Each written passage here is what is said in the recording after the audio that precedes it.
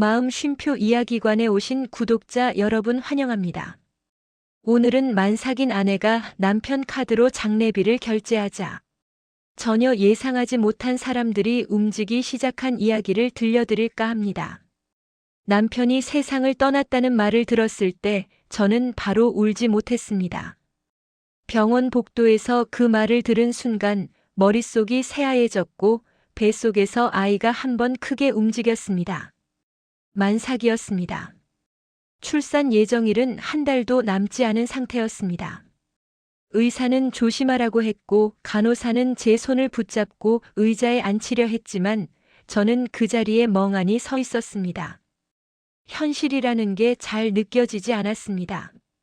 남편은 아침에 출근하면서 다녀올게라는 말을 남기고 나갔습니다. 평소와 다를 것 없는 모습이었고 저도 별다른 말을 하지 않았습니다. 그게 마지막 일 줄 알았다면 그때 조금 더 붙잡았을지도 모르겠습니다. 하지만 인생은 늘 그렇듯 가장 평범한 순간에 끝을 만들어 놓고 있었습니다. 사망 원인은 급성 심장마비라고 했습니다. 평소 지병도 없었고 건강검진에서도 별다른 이상이 없었습니다. 믿기지 않았지만 서류에는 분명히 그렇게 적혀 있었습니다. 저는 서류에 사인을 하면서도 손이 떨렸습니다. 아이에게 무슨 일이 생길까봐 배를 한 손으로 계속 감싸쥐고 있었습니다. 장례 절차를 이야기하자는 말이 나왔을 때 그제야 정신이 조금 들었습니다. 장례식장, 빈소, 비용, 현실적인 이야기들이 쏟아졌습니다. 그런데 이상하게도 그 순간 제 머릿속에는 돈 생각밖에 나지 않았습니다. 잔인하다고 생각할 수도 있겠지만 솔직한 심정이었습니다. 통장 잔액이 떠올랐고 카드 한도도 떠올랐습니다. 계산기를 두드려 보지 않아도 답은 나와 있었습니다. 감당할 수 없는 금액이었습니다. 저는 시댁에 전화를 했습니다. 손이 떨려서 휴대폰을 몇 번이나 떨어뜨렸습니다. 시어머니는 전화를 받지 않았고 시아버지에게서 다시 전화가 왔습니다. 저는 울면서 남편이 죽었다고 말했습니다. 잠시 침묵이 흐른 뒤 돌아온 말은 생각보다 차가웠습니다. 지금은 갈 상황이 아니다. 그 말이 전부였습니다. 위로도 질문도 없었습니다. 제가 만삭이라는 사실도 혼자라는 사실도 중요하지 않은 것처럼 느껴졌습니다. 통화를 끊고 나서 한동안 휴대폰을 내려다봤습니다. 다시 걸어야 하나 고민했지만 그럴 힘조차 나지 않았습니다. 장례식장에 도착했을 때 빈소는 조용했습니다. 아직 조문객도 없었고 남편의 사진만 덩그러니 놓여 있었습니다.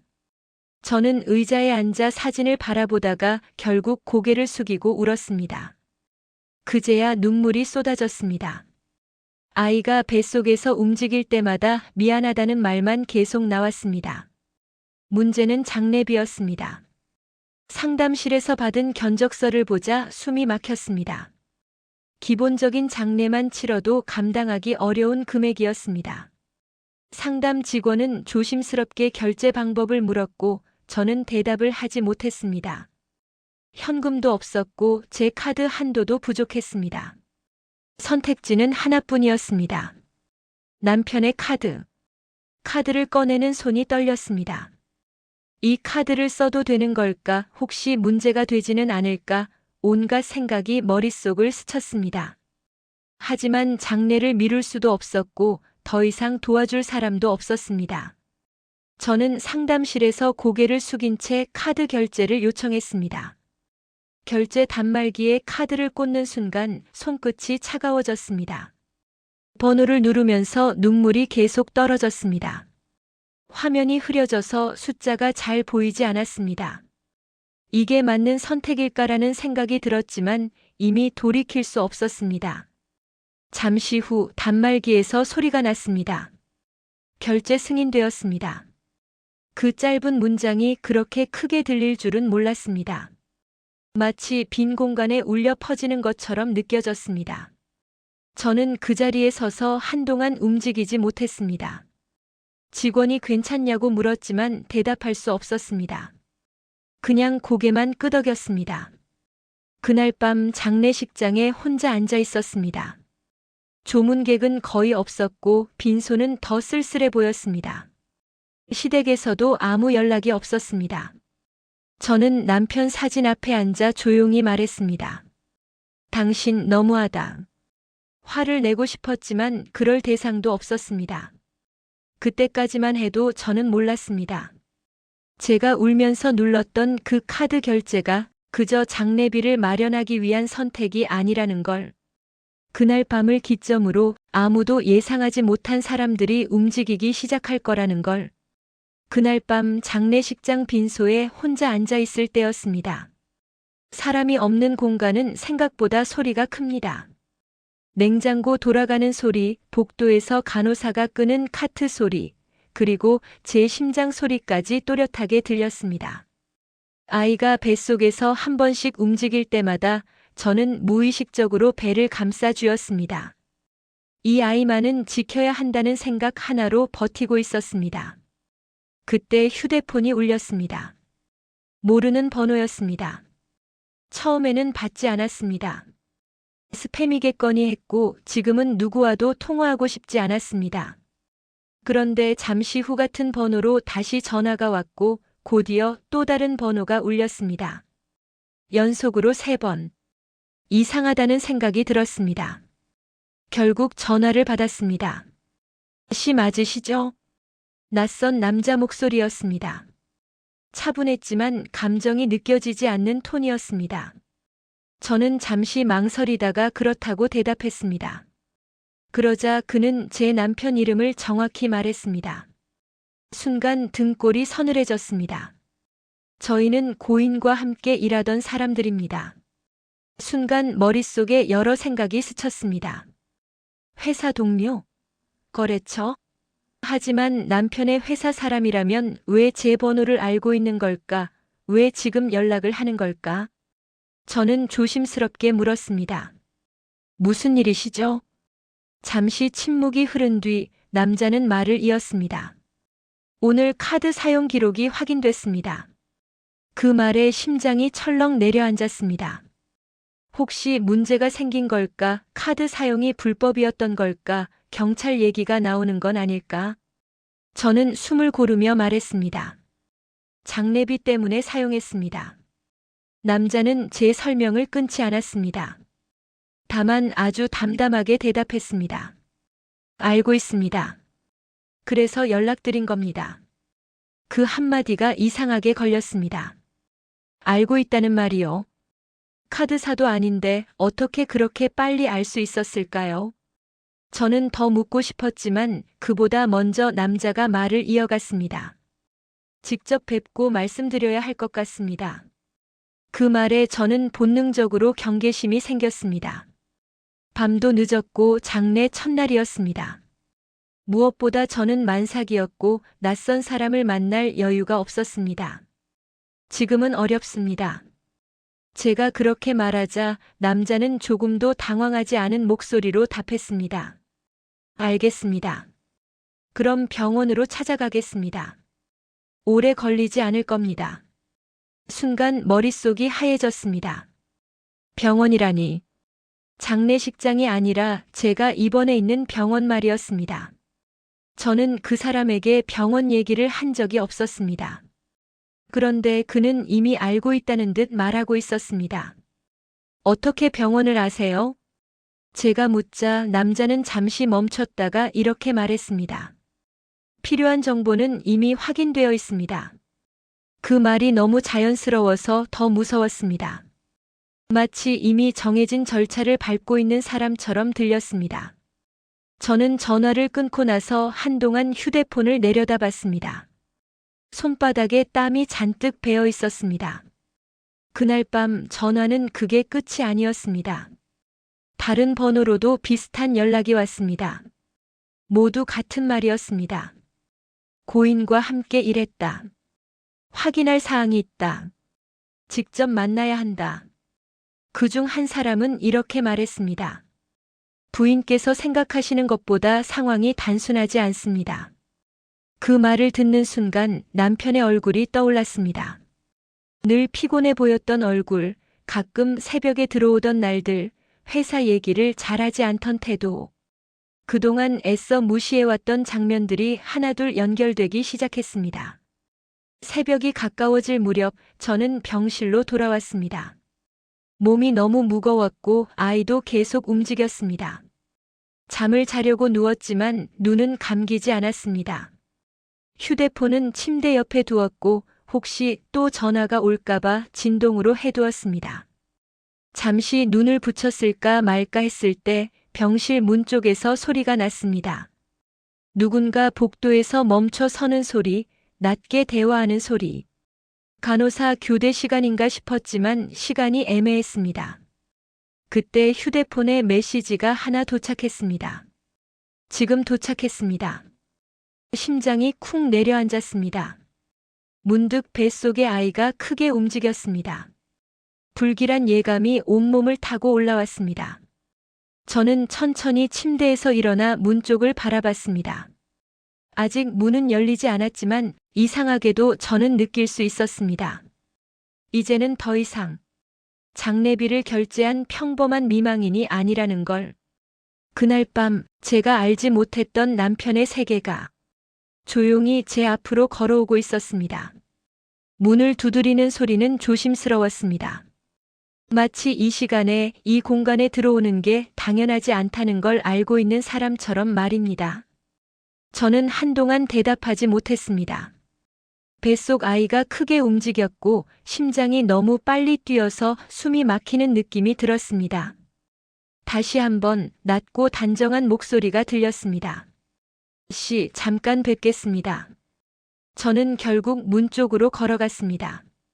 문고리를 잡은 손이 떨렸고 잠금 장치를 푸는 소리가 유난히 크게 들렸습니다. 문을 열자마자 가장 먼저 눈에 들어온 건 검은 정장이었습니다. 한 명이 아니었습니다. 두 명도 아니었습니다. 복도에 최소 3명, 안쪽에 더 있을지도 모를 정도로 정장을 입은 남자들이 조용히 서 있었습니다. 그들은 놀라울 정도로 정돈된 모습이었습니다. 장례식장에서 흔히 보는 흐트러진 복장이 아니라 마치 회의실에서 막 나온 사람들처럼 깔끔했습니다.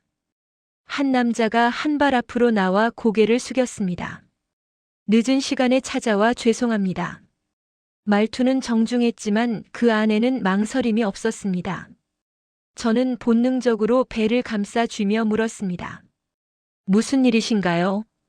그 남자는 제 질문에 바로 답하지 않고 제 얼굴을 한 번, 그리고 제 배를 한 번 바라봤습니다.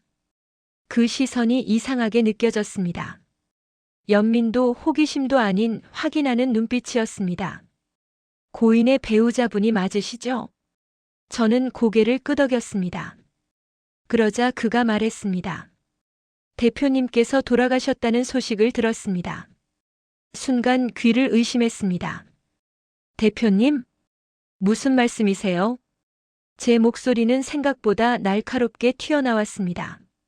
제 남편은 회사원이었습니다. 그 말이 끝나자 남자들 사이에 아주 짧은 침묵이 흘렀습니다. 그 침묵이 모든 걸 말해주고 있었습니다. 제가 알고 있던 사실과 그들이 알고 있던 사실 사이에 커다란 간극이 있다는 걸요. 앞에 서 있던 남자가 조용히 말했습니다. 부인께서 그렇게 알고 계셨다면 이해합니다. 그 말이 오히려 저를 더 불안하게 만들었습니다. 저는 병실 문을 조금 더 열어 그들을 안으로 들였습니다. 복도에서 이런 대화를 이어갈 수는 없었습니다. 병실 안으로 들어온 그들은 자연스럽게 자리를 잡았습니다. 누가 시키지 않았는데도 마치 정해진 역할이 있는 사람들처럼 움직였습니다. 한 명은 문 쪽에 섰고 한 명은 창가 근처에, 그리고 앞에 서 있던 남자는 제 앞 의자에 앉았습니다. 그는 명함을 꺼내 테이블 위에 올려두었습니다. 회사 이름은 처음 보는 곳이었고 직함은 총괄이사라고 적혀 있었습니다. 저희는 고인과 수년간 함께 일해왔습니다. 그는 차분하게 말을 이어갔습니다. 대표님께서는 외부에는 평범한 직장인으로 알려져 있었지만 실제로는 이 회사를 포함한 몇 개의 법인을 관리하고 계셨습니다. 저는 아무 말도 하지 못했습니다. 머릿속에서 계속 한 문장만 맴돌았습니다. 그럴 리 없어. 남편은 늘 퇴근하면 지쳐 있었고 월급날이면 평범한 액수를 받았습니다. 집은 전세였고 차도 오래된 중형차였습니다. 그 사람이 대표라니 여러 법인을 관리했다니 믿을 수가 없었습니다. 제가 말을 잇지 못하자 그는 잠시 숨을 고른 뒤 말을 바꿨습니다. 부인께서 오늘 사용하신 카드에 대해 말씀드리겠습니다. 그 말에 저는 흠칫했습니다. 결국 이 얘기로 돌아오는구나 싶었습니다. 그 카드는 일반적인 신용카드가 아닙니다. 그는 그렇게 말하며 서류 하나를 꺼냈습니다. 카드 번호 일부와 남편 이름이 적힌 문서였습니다. 대표님 명의의 개인 카드이지만 동시에 내부적으로는 상태 확인 카드로 등록돼 있었습니다. 저는 그 말의 의미를 이해하지 못한 채 그를 바라봤습니다. 그는 설명을 이어갔습니다. 대표님 사망 이후 최초로 카드 사용이 발생하면 내부 시스템에 자동으로 기록이 남도록 되어 있었습니다. 그 기록이 오늘 오후 생성됐습니다. 그제야 퍼즐이 맞춰지기 시작했습니다. 카드를 쓰자마자 걸려왔던 전화들, 카드사가 아닌 사람들이 어떻게 그렇게 빨리 알 수 있었는지. 그 결제가 신호였다는 말씀이신가요? 제가 조심스럽게 묻자 그는 고개를 끄덕였습니다. 상속 절차를 개시하라는 신호였습니다. 그 말이 병실 안에 무겁게 떨어졌습니다. 상속. 그 단어가 이렇게 현실적으로 들린 적은 없었습니다. 대표님께서는 유언과 내부 규정을 통해 본인이 사망한 뒤 최초 지출을 배우자가 직접 할 경우에만 다음 단계로 넘어가도록 설정해 두셨습니다. 저는 손이 차가워지는 걸 느꼈습니다. 제가 울면서 아무 생각 없이 눌렀던 그 결제가 이미 남편이 설계해둔 조건이었다는 사실이 믿기지 않았습니다. 그러니까 제가 그걸 시작한 거군요. 제가 말하자 그는 분명하게 대답했습니다. 그렇습니다. 잠시 침묵이 흘렀습니다. 뱃속 아이가 다시 한번 크게 움직였습니다. 마치 이 대화를 듣고 있는 것처럼요. 그는 마지막으로 이렇게 말했습니다. 이제부터는 부인께서 원하시든 원하지 않으시든 대표님이 남겨두신 절차가 순서대로 진행될 겁니다. 그날 밤 저는 처음으로 확실히 알았습니다. 제가 사랑했던 남편은 제가 알던 사람보다 훨씬 큰 세계에 살고 있었고, 그리고 저는 그 세계의 한가운데에 이미 발을 들여놓고 있었다는 것을요. 정장을 입은 남자들이 병실을 떠난 뒤에도 한동안 저는 움직이지 못했습니다. 병실 문이 닫히는 소리가 그렇게 크게 들릴 줄은 몰랐습니다. 마치 하나의 문이 닫히고 다시는 돌아갈 수 없는 세계로 넘어간 느낌이었습니다. 그들이 남기고 간 말들이 머릿속에서 계속 맴돌았습니다. 대표님 상속 절차 조건. 어느 하나도 현실 같지 않았습니다.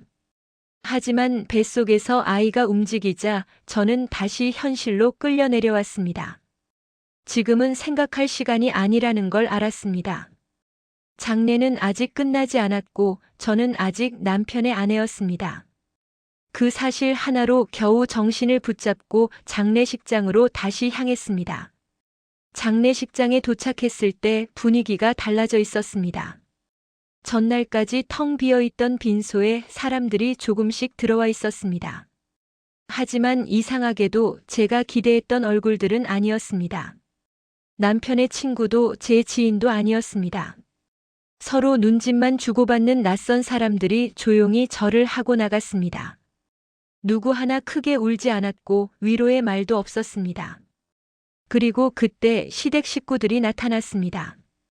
검은 옷을 입고 있었지만 얼굴에는 피곤함보다 계산적인 기색이 먼저 보였습니다. 시어머니는 제 얼굴을 한번 보고 곧바로 제 배로 시선을 옮겼습니다. 안부 인사도 없었습니다. 몸은 괜찮냐는 말도 없었습니다. 그 시선이 너무 노골적이어서 저는 본능적으로 배를 감싸쥐었습니다. 시어머니는 제 앞에 앉자마자 말했습니다. 그래서 재산은 어떻게 되는 거니? 그 순간 제 귀를 의심했습니다. 남편의 영정 사진이 바로 뒤에 있는데 그 말이 그렇게 쉽게 나올 수 있다는 게 믿기지 않았습니다. 저는 아무 말도 하지 못했습니다. 말문이 막혔고 숨이 턱 막혔습니다. 그러자 시어머니는 제 침묵을 긍정으로 받아들인 듯 말을 이어갔습니다. 내가 아직 정신이 없을 테니까 내가 먼저 정리 좀 해보려고. 그 말투는 마치 오래전부터 기다려온 일을 말하는 것처럼 자연스러웠습니다. 저는 그제야 깨달았습니다. 이 사람들은 남편이 죽었다는 사실보다 남편이 남긴 것에 더 관심이 있다는 걸요. 시아버지도 옆에서 거들었습니다. 일단 장례 끝나면 변호사부터 만나야지.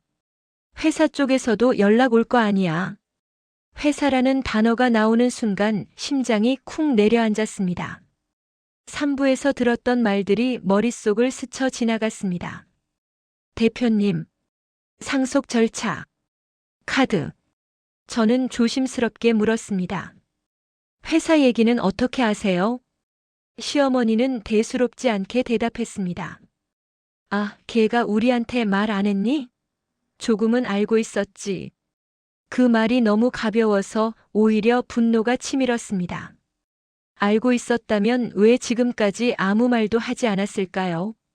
왜 제가 만삭이 되도록 아무 준비도 없이 이렇게 남겨졌을까요? 시어머니는 다시 제 배를 보며 말했습니다. 아이 낳으면 재산 문제는 다시 얘기하자.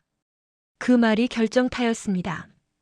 마치 제가 아이를 낳기 전까지는 아무 권리도 없고 아이를 낳아야만 비로소 자격이 생긴다는 것처럼 들렸습니다. 저는 그동안 너무 많은 걸 참아왔습니다. 남편의 가족이라는 이유로, 아이를 위해서라는 이유로 늘 한 발 물러섰습니다. 하지만 그 순간 더는 참을 수 없었습니다. 어머님, 제가 입을 열자 제 목소리는 생각보다 차분했습니다. 오히려 그게 더 무서웠습니다. 지금 이 자리에서 그런 말씀을 하실 수 있으세요? 시어머니는 잠시 저를 바라보더니 못마땅한 표정으로 말했습니다. 현실적인 얘기잖니. 너도 이제 애 키우려면 알아야지. 그 말을 듣는 순간 가슴 깊은 곳에서 무언가가 무너져 내렸습니다. 현실이라는 단어 뒤에 숨겨진 탐욕이 너무 선명하게 보였습니다. 저는 자리에서 천천히 일어났습니다. 배가 무거워서 바로 서기가 힘들었지만 그 순간만큼은 아픈 것도 느껴지지 않았습니다. 빈소에 있던 사람들이 저를 바라봤지만 신경 쓰이지 않았습니다. 현실적인 얘기라면 제가 한마디씩 또박또박 말했습니다. 남편이 죽은 첫날 아무도 도와주지 않았다는 것도 현실이고 만삭인 며느리에게 장례비 한 푼 보태지 않은 것도 현실이에요. 시어머니의 표정이 굳어졌습니다. 그리고 지금 이 자리에서 재산 얘기부터 꺼내는 것도요. 순간 빈소가 조용해졌습니다. 아무도 말을 하지 않았고 공기마저 무거워졌습니다. 그제야 저는 확실히 느꼈습니다. 이 장례식은 남편을 보내는 자리가 아니라 사람들의 본색을 확인하는 자리라는 걸.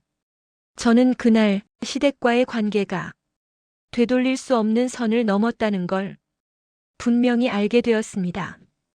빈소의 공기가 완전히 가라앉아 있던 그때였습니다. 누군가 뒤에서 제 이름을 불렀습니다. 씨. 고개를 돌리자 전날 병실에서 만났던 정장 남자들이 서 있었습니다. 이번에는 한 명이 아니었습니다. 3명이 나란히 서 있었고 그중 한 명은 서류 가방을 들고 있었습니다. 그들이 들어오자 시댁 식구들의 표정이 눈에 띄게 바뀌었습니다. 시어머니가 먼저 반응했습니다. 아니, 이분들은 누구세요? 말투는 예의 바른 척했지만 눈빛에는 경계가 가득했습니다. 정장 남자 중 가장 연장자로 보이는 사람이 한 걸음 앞으로 나와 조용히 고개를 숙였습니다. 저희는 고인의 법률 대리인 및 회사 측 관계자입니다. 회사라는 단어가 나오자 시아버지가 몸을 바로 세웠습니다. 마치 기다리고 있었다는 듯한 태도였습니다. 마침 잘 오셨네요. 저희가 고인의 부모입니다. 그 말에 남자는 고개를 끄덕이긴 했지만 곧바로 저를 향해 시선을 옮겼습니다. 배우자분도 계시니 지금 이 자리에서 필요한 절차를 진행하겠습니다. 그 말 한마디에 빈소에 있던 사람들의 시선이 전부 저에게 쏠렸습니다. 저는 배를 감싸 쥔 채 아무 말도 하지 못했습니다. 정작 남자는 서류 가방을 열어 두꺼운 봉투 하나를 꺼냈습니다. 봉투 겉면에는 남편의 이름이 또렷하게 적혀 있었습니다. 고인께서 생전에 공증해 두신 유언장입니다. 그 순간 시어머니가 벌떡 일어났습니다. 유언장요? 그런 게 있을 리가. 말을 끝내기도 전에 정작 남자는 차분하게 말을 이었습니다. 법적으로 효력이 있는 문서입니다. 공증 완료되어 있고 조건 역시 충족되었습니다. 조건. 그 단어에 제 심장이 크게 뛰었습니다. 머릿속에 떠오른 건 제가 울면서 눌렀던 카드 결제 버튼이었습니다. 남자는 유언장을 천천히 펼쳤습니다. 종이가 넘어가는 소리가 그렇게 크게 들릴 줄은 몰랐습니다. 고인의 모든 지분과 자산은 배우자인 씨와 태어날 자녀에게만 상속된다. 그 문장이 낭독되는 순간 시댁 쪽에서 작게 숨을 들이마시는 소리가 들렸습니다. 뭐라고요? 시어머니의 목소리가 떨렸습니다. 남자는 멈추지 않았습니다. 직계 존속을 포함한 그 외 가족에게는 상속권이 없다. 빈소가 얼어붙었습니다. 아무도 말을 하지 못했고 저 역시 그 자리에 서서 믿을 수 없다는 표정으로 서 있었습니다. 조건은 단 하나. 남자는 저를 바라보며 또렷하게 말했습니다. 사망 이후 최초 지출을 배우자 본인이 직접 진행할 것. 그 순간 모든 시선이 다시 제게 꽂혔습니다. 해당 조건은 이미 어제 장례비 결제로 충족되었습니다. 정적. 정말 아무 소리도 들리지 않았습니다. 마치 세상이 잠깐 멈춘 것 같았습니다. 시어머니가 가장 먼저 말을 꺼냈습니다. 그게 무슨 말이에요? 그 카드 우리 아들 카드잖아요. 정작 남자는 고개를 끄덕였습니다. 맞습니다. 그리고 그 카드를 사용할 수 있는 유일한 권한자는 배우자였습니다. 시어머니의 얼굴이 점점 하얗게 질려갔습니다. 시아버지는 입술을 꽉 깨물고 아무 말도 하지 않았습니다. 그러니까 시어머니가 떨리는 목소리로 말을 이었습니다. 우리는 아무것도 아니라는 거예요? 남자는 단호하게 답했습니다. 법적으로는 그렇습니다. 그 말이 떨어지자 시어머니는 제 쪽을 돌아보며 소리쳤습니다. 너 알고 있었어? 저는 고개를 저었습니다. 정말로 몰랐습니다. 남편이 이런 준비를 해뒀다는 걸 저는 단 한 번도 상상하지 못했습니다. 난 정말 몰랐어요. 제가 그렇게 말하자 시어머니는 비웃듯 말했습니다. 그래, 이제 와서 모른 척이겠지. 그 순간 정작 남자가 다시 한 번 말을 꺼냈습니다. 대표님께서는 가족 간 분쟁을 예상하셨습니다. 그 말에 시댁 쪽이 동시에 그를 바라봤습니다. 그래서 조건을 아주 명확히 설정하셨고 그 어떤 이의 개입도 불가능하도록 절차를 설계해 두셨습니다. 그제야 깨달았습니다.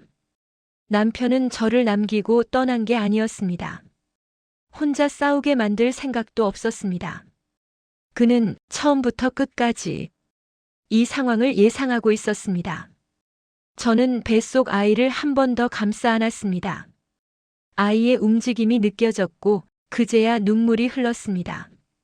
무섭기도 했고 고맙기도 했고 무엇보다 억울하지 않았습니다. 그날 장례식장에서 공개된 유언장은 단순한 종이 한 장이 아니었습니다.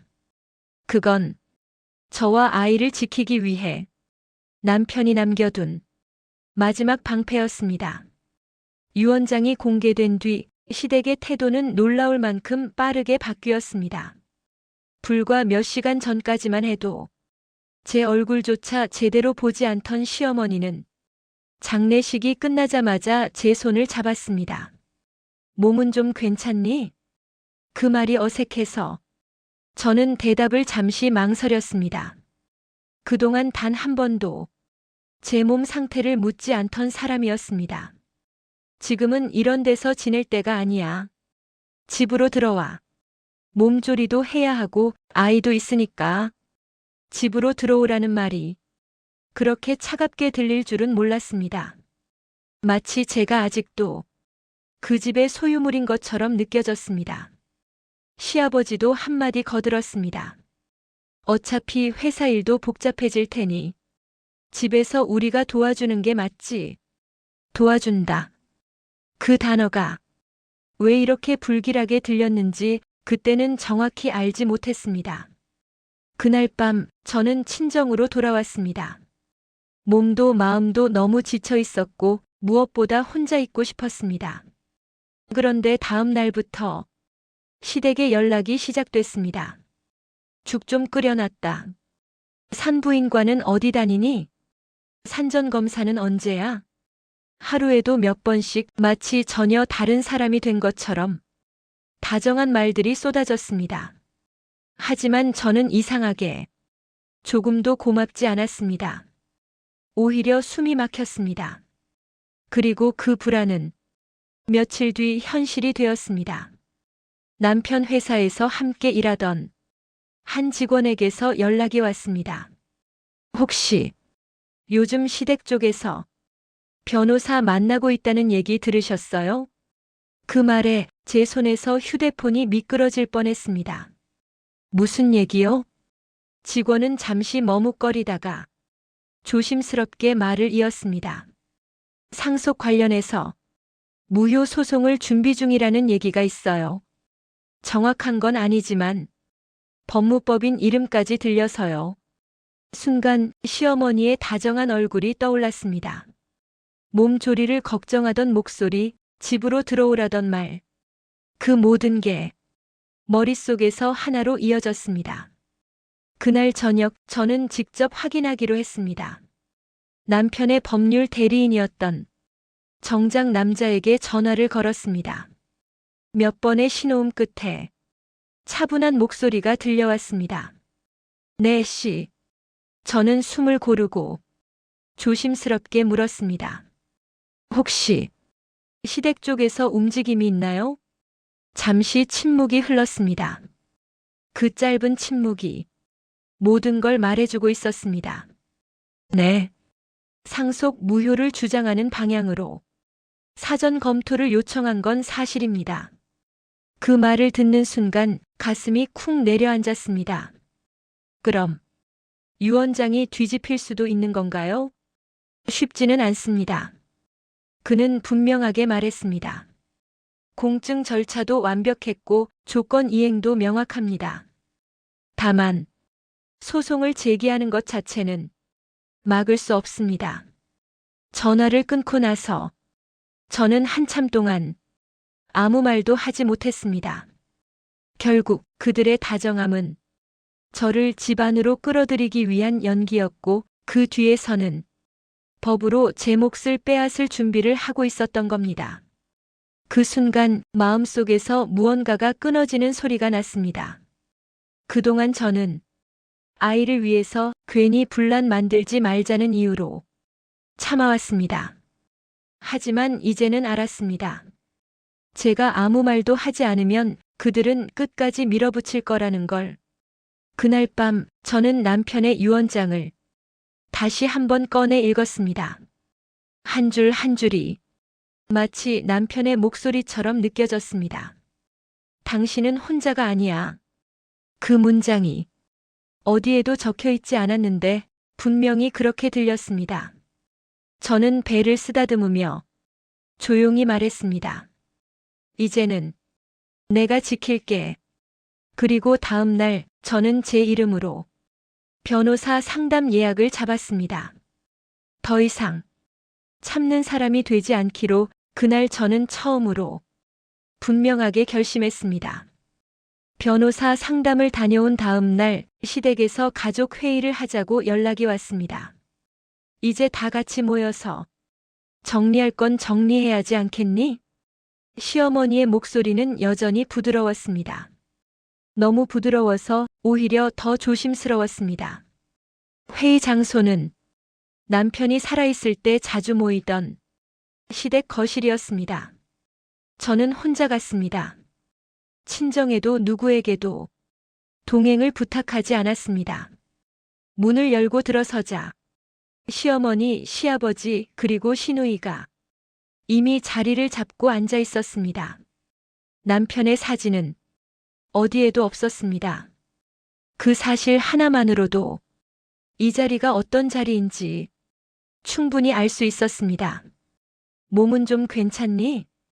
시어머니가 먼저 말을 꺼냈습니다. 하지만 눈은 제 얼굴이 아니라 제 배에 고정돼 있었습니다. 앉아. 그 말투는 부탁이 아니라 명령에 가까웠습니다. 잠시 형식적인 이야기가 오갔습니다. 몸조리는 잘하고 있는지, 출산 예정일은 언제인지. 그러다 시아버지가 본론을 꺼냈습니다. 유언장 말이다. 공기가 순식간에 무거워졌습니다. 그건 솔직히 너무 감정적으로 쓰인 거다. 그 말에 시누이가 바로 맞장구를 쳤습니다. 오빠가 그때 정신적으로 안정적이었는지도 확실하지 않고 저는 아무 말도 하지 않았습니다. 말없이 그들의 얼굴을 하나하나 바라봤습니다. 그리고 시어머니가 결정적인 말을 꺼냈습니다. 너도 알다시피 넌 우리 집안 사람이 된 지 얼마 안 됐잖아. 그녀는 잠시 말을 멈추더니 마치 배려하는 척 한숨을 쉬었습니다. 넌 잠깐 며느리였을 뿐이야. 그 순간 머릿속이 새하얘졌습니다. 장례식장에서 아무도 도와주지 않던 얼굴, 재산 얘기부터 꺼내던 목소리, 뒤에서 소송을 준비하던 모습들이 한꺼번에 떠올랐습니다. 저는 그제야 알았습니다. 이 사람들은 처음부터 끝까지 저를 가족으로 본 적이 없었다는 걸. 잠깐의 며느리. 그 말은 제가 견뎌온 모든 시간과 감정을 한순간에 지워버리는 말이었습니다. 저는 천천히 숨을 들이마셨습니다. 그리고 처음으로 눈을 피하지 않고 시어머니를 똑바로 바라봤습니다. 어머님, 제 목소리는 제가 생각했던 것보다 훨씬 차분했습니다. 제가 잠깐 며느리였다면 잠시 말을 멈췄습니다. 모든 시선이 제 입술에 집중돼 있었습니다. 이 집안에서 나갈 사람은 제가 아니라 이제 어머님들이에요. 거실이 얼어붙었습니다. 시누이가 먼저 믿을 수 없다는 표정으로 말했습니다. 지금 무슨 말하는 거야? 저는 시선을 돌리지 않았습니다. 이 집, 이 재산, 이 회사 지분 하나하나 또박또박 말했습니다. 법적으로 제 아이와 제 몫입니다. 시아버지가 얼굴을 붉히며 책상을 쳤습니다. 어디서 그런 말을 배워왔어? 그 순간 저는 가방에서 서류 하나를 꺼냈습니다. 변호사 명함과 상속 관련 요약 문서였습니다. 배운 게 아니라 확인했습니다. 그들의 표정이 조금씩 굳어가기 시작했습니다. 그리고요. 저는 마지막으로 분명하게 말했습니다. 이 집으로 들어올 생각도 없습니다. 아이도 이 집에 들릴 생각 없습니다. 시어머니의 얼굴이 처음으로 흔들렸습니다. 너, 그게 무슨, 선택권은 이미 제게 있어요. 그 말에 거실은 완전히 침묵에 잠겼습니다. 저는 자리에서 일어났습니다. 다리가 약간 떨렸지만 멈추지는 않았습니다. 문 앞에서 한 번 더 돌아봤습니다. 그동안 참았던 건 약해서가 아니라 지키고 싶어서였습니다. 그리고 문을 닫았습니다. 밖으로 나오자 숨이 한꺼번에 쏟아져 나왔습니다. 손이 떨렸고 눈물이 났습니다. 하지만 이상하게도 후회는 없었습니다. 그날 저는 처음으로 누군가의 며느리가 아니라 한 아이의 엄마로, 그리고 제 인생의 주인으로 서 있었습니다. 그리고 그 한마디는 곧 이 싸움의 방향을 완전히 바꿔놓게 됩니다. 가족회의 이후 시댁에서는 더 이상 직접 연락이 오지 않았습니다. 대신 변호사 명의의 서류가 제 앞으로 도착했습니다. 상속 무효 확인 소송, 그리고 회사 경영권에 대한 가처분 신청 예고. 예상했던 일이었습니다. 그래서 놀라지 않았습니다. 이미 저는 남편이 생전에 지정해둔 회사 측 법무팀과 외부 변호인단을 모두 만난 상태였습니다. 이제부터는 개인 싸움이 아닙니다. 정장을 입은 변호사가 차분하게 말했습니다. 회사 차원에서 정리할 문제들이 많습니다. 그 말의 의미를 저는 곧 알게 되었습니다.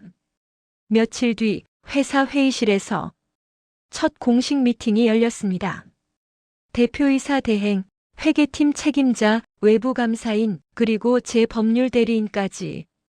그 자리에는 시댁 사람들도 참석 통보를 받았지만 결국 아무도 오지 않았습니다. 대신 그들이 그동안 얼마나 많은 것을 대표님 가족이라는 이름으로 사용해 왔는지가 서류로 하나씩 공개되기 시작했습니다. 이 계좌는 남편분 명의인데 실제 사용자는 시어머니로 확인됩니다. 이 부동산 취득 자금 역시 회사 자금에서 흘러간 흔적이 있습니다.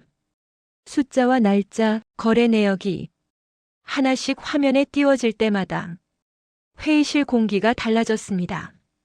저는 말없이 그 화면을 바라보고 있었습니다. 그동안 제가 모르고 있던 남편의 또 다른 싸움이 이제야 보이는 것 같았습니다. 이건 단순 상속 분쟁이 아닙니다. 외부 감사인이 분명하게 말했습니다. 불법 자금 사용, 명예 도용, 그리고 세금 탈루 문제까지 확인됩니다. 그 말이 떨어지자 회의실이 조용해졌습니다. 그날 오후 시댁 쪽 변호사에게서 연락이 왔습니다.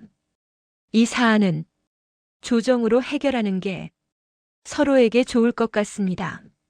며칠 전까지만 해도 강경하게 나오던 태도는 완전히 사라져 있었습니다.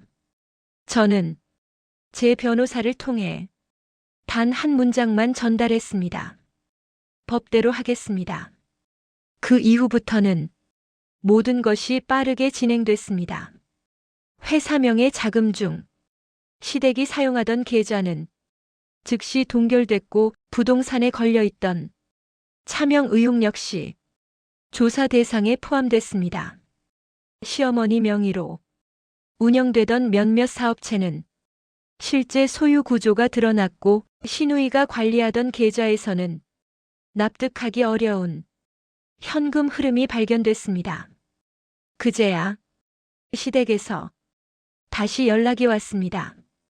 이번엔 시어머니였습니다. 이건 너무 가는 거 아니니? 그 목소리는 처음으로 떨리고 있었습니다. 가족끼리 이렇게까지 해야겠니? 저는 잠시 침묵하다가 조용히 대답했습니다. 어머님이 가족이라고 생각하셨다면 처음부터 이렇게 쓰지 않으셨어야죠. 그 말 이후 전화는 끊겼습니다. 며칠 뒤 시댁 측은 모든 소송을 취하했습니다.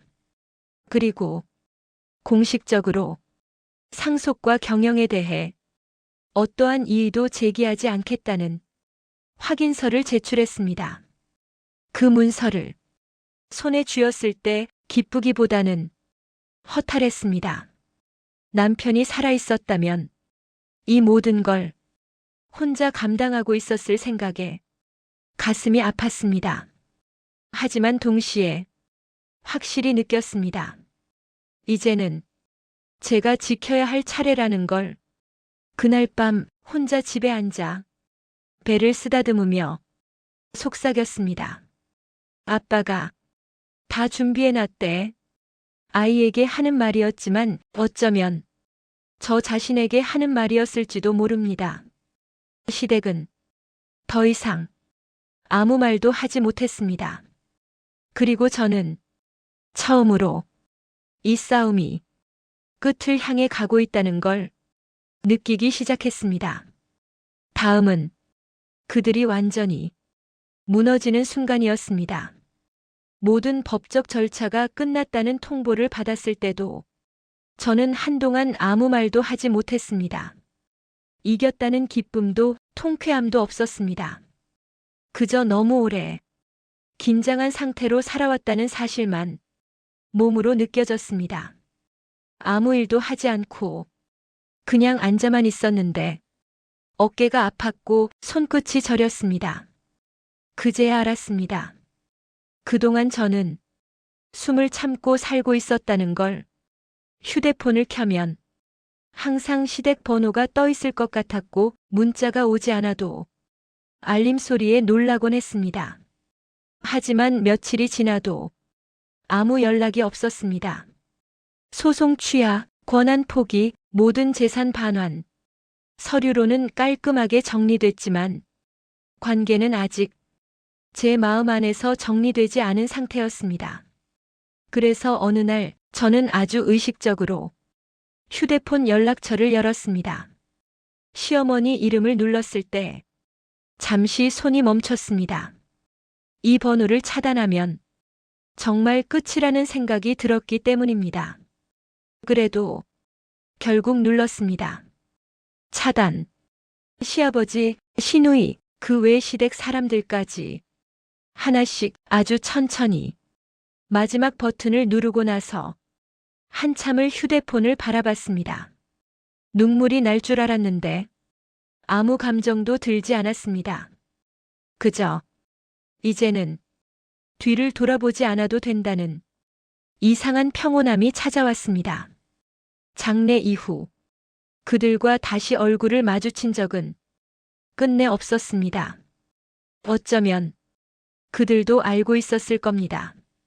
더 이상 제가 예전의 제가 아니라는 걸. 출산 예정일이 다가오자 고민이 시작됐습니다. 아이를 낳았다는 소식 정도는 알려야 하나. 잠깐 그런 생각이 들었습니다. 아이에게 할머니, 할아버지가 필요하지 않을까? 하지만 곧 그 생각을 스스로 지웠습니다. 장례식장에서 제 배를 보며 재산 얘기부터 꺼내던 사람들, 아이의 존재를 권리로만 보던 시선, 그들에게 아이의 탄생을 알리는 건 축복이 아니라 다시 문을 여는 일이었습니다. 그래서 알리지 않기로 했습니다. 출산 당일 병원 복도는 조용했습니다. 친정엄마가 제 손을 꼭 잡고 있었고 저는 숨을 고르며 아이를 맞이했습니다. 아이가 처음 울음을 터뜨렸을 때 눈물이 멈추지 않았습니다. 그 울음은 아이의 것이기도 했지만 어쩌면 그동안 참아왔던 제 울음이기도 했습니다. 아이를 안고 한참을 바라봤습니다. 이 아이는 누구의 재산도 아니야. 그 생각이 머릿속에 또렷하게 박혔습니다. 병실에 혼자 남았을 때 처음으로 아무 생각 없이 눈을 감았습니다. 불안도 두려움도 다음에 올 문제에 대한 대비도 없이 그날 밤 저는 정말 오랜만에 깊게 잠들었습니다. 꿈도 꾸지 않았습니다. 집으로 돌아온 뒤 아침에 눈을 뜰 때 가슴이 답답하지 않았습니다. 휴대폰을 확인하지 않아도 심장이 빨리 뛰지 않았고 문소리에 놀라지 않았습니다. 아이를 안고 창가에 서서 햇빛을 받으며 그제야 실감했습니다. 아, 이제 끝났구나. 완전한 단절은 누군가를 벌주기 위한 선택이 아니었습니다. 그건 제가 다시 살기 위한 선택이었고 아이에게 불필요한 상처를 물려주지 않기 위한 결정이었습니다. 가끔 문득 떠오를 때도 있습니다. 만약 남편이 살아있었다면 이렇게까지 왔을까? 하지만 곧 그 생각도 내려놓았습니다. 남편은 자신이 할 수 있는 방식으로 이미 모든 걸 준비해 두었고 이제 남은 건 제가 앞으로 어떻게 살 것인가였습니다. 그날 저는 처음으로 진짜 숨을 쉬었습니다. 누군가의 며느리도 누군가의 방패도 아닌 한 사람으로서. 그리고 이 이야기는 이제 마지막으로 향하고 있었습니다. 완전히 다른 삶이 시작되는 지점으로. 시간은 생각보다 빠르게 흘렀습니다.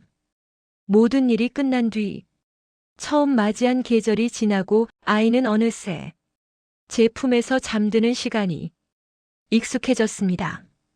지금 저는 아주 조용한 동네에서 아이와 함께 살고 있습니다. 아침이면 아이의 숨소리를 먼저 확인하고 햇빛이 잘 드는 창가에서 아이를 안고 서 있습니다. 예전처럼 전화벨 소리에 놀라지 않고 문자 하나에 하루 기분이 흔들리지도 않습니다. 회사 일은 전문 경영인에게 모두 맡겼습니다. 남편이 생전에 왜 그토록 경영과 가족을 분리하려 했는지 이제는 조금 알 것 같습니다. 저는 이 사회에 이름만 올린 채 필요한 보고만 받습니다. 결정해야 할 순간이 오면 서류로 법적으로만 이야기합니다. 감정은 그 어디에도 끼워 넣지 않습니다. 그게 가장 안전하다는 걸 이미 충분히 배웠으니까요. 가끔 사람들은 묻습니다. 힘들지 않으세요? 혼자서 괜찮으세요? 저는 그 질문에 항상 같은 대답을 합니다. 지금이 제일 편해요. 그 말은 거짓이 아닙니다. 이제 저는 누군가의 눈치를 보며 말을 고르지 않아도 되고 참아야 할 이유를 스스로 만들지 않아도 됩니다. 아이는 제 삶의 중심이 되었고 저는 아이의 세상에서 가장 안정된 어른이 되기 위해 하루를 살아갑니다. 가끔 밤이 되면 문득 그날이 떠오릅니다. 장례비를 마련하지 못해 카드 단말기 앞에서 울며 서 있던 그 순간 손이 떨려 버튼을 제대로 누르지도 못했고 결제 승인 소리가 울렸을 때 제가 느꼈던 감정은 안도도 희망도 아니었습니다. 그건 완전한 두려움이었습니다. 이걸 쓰면 무슨 일이 벌어질까? 이 카드 하나가 나를 어디로 데려갈까? 하지만 그때는 다른 선택지가 없었습니다. 지금 돌아보면 그 결제는 제 인생에서 가장 무서운 선택이었고 동시에 가장 정직한 선택이었습니다. 도망치지 않았고 남에게 미루지 않았고 제가 책임질 수 있는 방식으로 현실을 마주한 선택이었습니다. 그 선택이 모든 걸 시작하게 만들었습니다. 숨겨졌던 진실이 드러났고 잘못 쌓아 올린 관계가 무너졌고 가족이라는 이름으로 저를 억누르던 모든 것이 정리됐습니다. 그리고 시댁은 어떻게 되었냐고요? 그들은 정말로 아무것도 남지 않았습니다. 회사와의 모든 연결고리는 끊어졌고 사용하던 자금은 전부 회수됐습니다. 차명으로 관리하던 재산은 조사 대상이 되었고 그 과정에서 서로를 탓하기 시작했다는 이야기도 전해 들었습니다. 하지만 그 이후의 일들은 더 이상 제 삶과는 상관없는 이야기였습니다.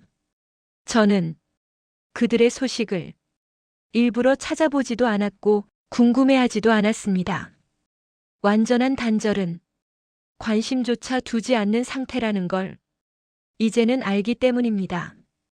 아이를 재우고 불을 끈 뒤 조용히 앉아 있으면 이상하게도 후회는 남아있지 않습니다. 분노도 미련도 함께 사라졌습니다. 대신 단단한 확신 하나가 제 안에 남았습니다. 나는 잘못된 선택을 하지 않았다. 그날 울며 눌렀던 카드 결제는 누군가에게는 무모해 보였을지 모르지만 저에게는 도망치지 않았다는 증거였습니다. 그리고 그 선택 덕분에 지금의 삶이 있습니다.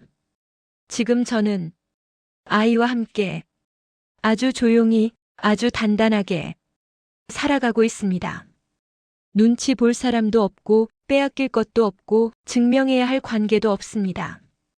그저 하루를 살고 아이를 안고 내일을 준비합니다. 이 이야기는 복수의 이야기가 아닙니다. 참다 끝내 무너지지 않고 자기 삶을 지켜낸 한 사람의 이야기입니다. 그리고 만약 지금 어딘가에서 비슷한 선택 앞에 서 있는 누군가가 있다면 저는 이렇게 말하고 싶습니다. 두려운 선택이 항상 틀린 선택은 아니라고. 저는 그걸 직접 살아냈으니까요.